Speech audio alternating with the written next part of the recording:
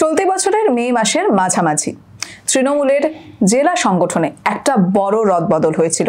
তখন জেলায় জেলায় সাংগঠনিক সভাপতি বা চেয়ারম্যান ঘোষণা করা হয়েছিল, কিন্তু ব্রাত্য ছিল বারাসাত। তারপরেই জল্পনা শুরু হয়ে যায় যে বারাসাত জেলার দায়িত্ব কে নেবে। অবশেষে সেই জল্পনারই অবসান ঘটল আজ। মুখ্যমন্ত্রী মমতা বন্দ্যোপাধ্যায়ের নির্দেশ অনুযায়ী এখন থেকে বারাসাত জেলার সাংগঠনিক চেয়ারম্যানের পদ সামলাবেন সব্যসাচী দত্ত, আর জেলা সভাপতির পদ সামলাবেন কাকলি ঘোষ দস্তিদার।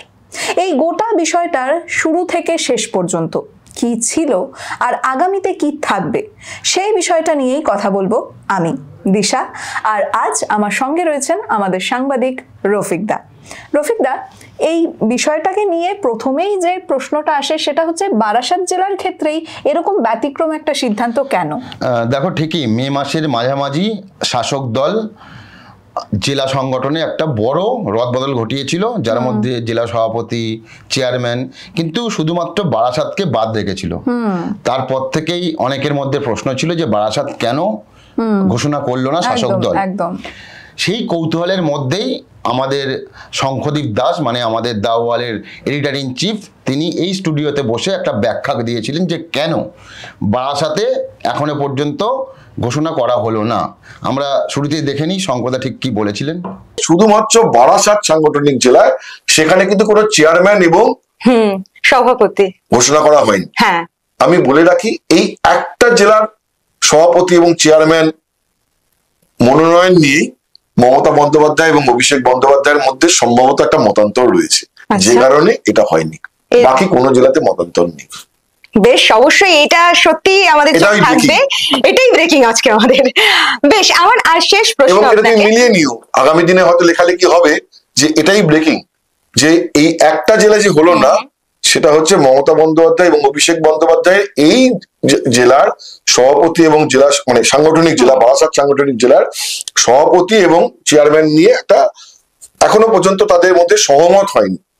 মতান্তর বলবো না, সহমত হয়নি বলেই এটা এখন বাদ রেখেছে, পরে অ্যানাউন্স করা হবে। তো আমরা শুনলাম দ্য ওয়ালের editor in chief Shankhadeep Das কি বললেন এই রদবদলকে কেন্দ্র করে। তবে রফিক দা, একটা বিষয় দেখো, প্রথমেই যে কথাটা আছে এটা কিন্তু আমরা এর আগেও বহু বিষয়ে দেখেছি, এমনকি রদবদলের ক্ষেত্রেও দেখলাম মতান্তর। মানে তৃণমূলের দুজন, বলতে গেলে এক কথায় বলতে গেলে তৃণমূলের মেরুদণ্ড তারা, অভিষেক বন্দ্যোপাধ্যায় এবং মমতা বন্দ্যোপাধ্যায়, তাদের মধ্যেই মতান্তরের বিষয়টা কিন্তু আমরা বরাবরই দেখে এসেছি, বহু ক্ষেত্রে দেখে এসেছি। আর এই বারাসাতের ক্ষেত্রেও আমরা এই একই জিনিস দেখলাম। এখানে একটা কথা তোমাকে মনে রাখতে হবে, অভিষেক বন্দ্যোপাধ্যায় 21-এর নির্বাচনের পরে পরিষ্কার করে জানিয়ে দিয়েছিলেন যে যারা দল ছেড়ে গিয়েছেন তারা দলে ফিরলে প্রথমে তাদেরকে কিন্তু দলে এসে সংগঠনের কাজ করতে হবে, এবং তারপরে দল যদি মনে করে তারপরে তাদেরকে দায়িত্ব দেওয়া হবে, না হলে কিন্তু একজন কর্মী হিসেবে দলে কাজ করতে হবে, এর বাইরে কিন্তু কাউকে কিন্তু গুরুত্ব দেওয়া হবে না। কিন্তু আমরা দেখলাম 2021 সালের নির্বাচনের পর যারা 2021 সালের নির্বাচনের আগে বিজেপিতে যোগ দিয়েছিলেন, তার মধ্যে অন্যতম হচ্ছে সব্যসাচী দত্ত। কিন্তু সেই সব্যসাচী দত্ত যখন 21-এর নির্বাচনের ফলাফল বেরোলো এবং তিনি হেরে গেলেন, কদিন পরে আমার সামনে দিশা এখনো মনে পড়ে, বিধানসভাতে সেদিন, তখন বিধানসভা চলছে, সেই সময় একদিন সব্যসাচী দত্ত হঠাৎ করে ববি হাকিমের ঘরে এলেন। সেদিনই মনে হয়েছিল যে সব্যসাচী দত্ত তিনি শাসক দলে আবার ফিরতে চাইছেন। পরবর্তী সময় মমতা বন্দ্যোপাধ্যায়ের নির্দেশে তিনি সেই দিন বিকেলবেলা শাসক দলের পতাকা কিন্তু তিনি হাতে নেন, অর্থাৎ তিনি আবার তার নিজের দলে ফিরে আসেন। সেই সময় অভিষেক বন্দ্যোপাধ্যায় পরিষ্কার করে ঘনিষ্ঠ মহলে জানিয়ে দিয়েছিলেন যে যেই ফিরুক না কেন তাকে কোনো দায়িত্ব দেওয়া হবে না, কারণ তিনি পরিষ্কার করে এই যে ফলাফলের আগেই বলেছিলেন যে যারা দল ছেড়ে যাচ্ছেন তারা ফিরলে কোনো রকম গুরুত্ব দেওয়া হবে না, একজন কর্মী হিসেবে কাজ করতে হবে। যখন সব্যসাচী দত্ত দলে ফিরলেন তখনও ঘনিষ্ঠ মহলে অভিষেক বন্দ্যোপাধ্যায় বলেছিলেন যে তিনি কোনো দায়িত্ব পাবেন না, একজন দলের কর্মী হিসেবেই কাজ করতে হবে। কিন্তু মমতা বন্দ্যোপাধ্যায় সব্যসাচী দত্তকে কি করলেন, বিধাননগর পুরসভার একদম। চেয়ারম্যান করে দিলেন। একদম। এবং এখানেও অভিষেক বন্দ্যোপাধ্যায়ের একটা কিন্তু অসন্তুষ্ট ছিলেন, মানে ও অসন্তোষ ছিল অভিষেক বন্দ্যোপাধ্যায়ের মধ্যে।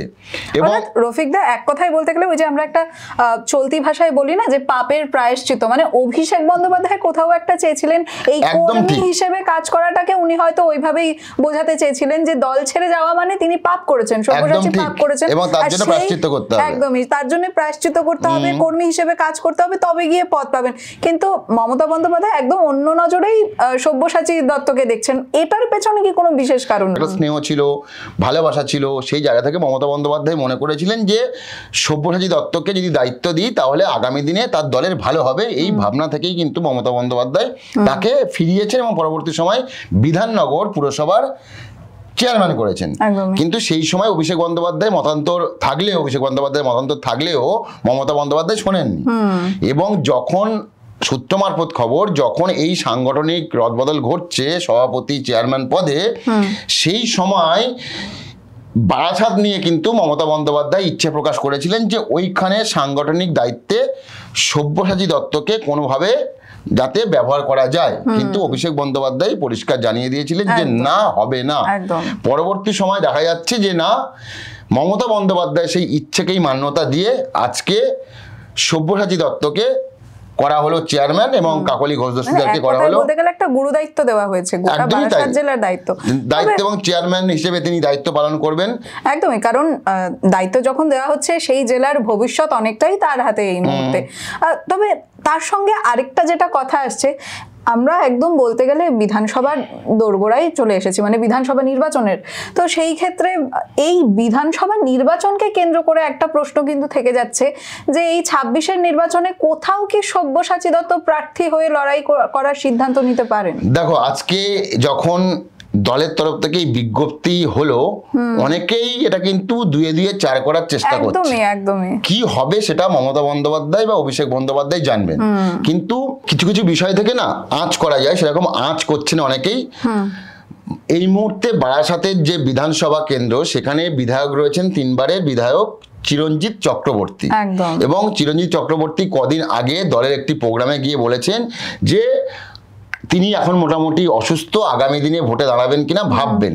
এবং তিনি এটা অসুস্থই নয়, তার তো বয়সও হয়েছে, একদমই 70 পা দেবেন, 70 পা দেবেন 26-এর নির্বাচন এলে। সেই জায়গায় হয়তো সব্যসাচী দত্তকে টিকিট দিতে পারেন মমতা বন্দ্যোপাধ্যায়। তবে এখানে কিন্তু আরেকটা মহলের অন্য মত রয়েছে যে না, আরো একটা জায়গা থেকে দাঁড়াতে পারেন সব্যসাচী দত্ত।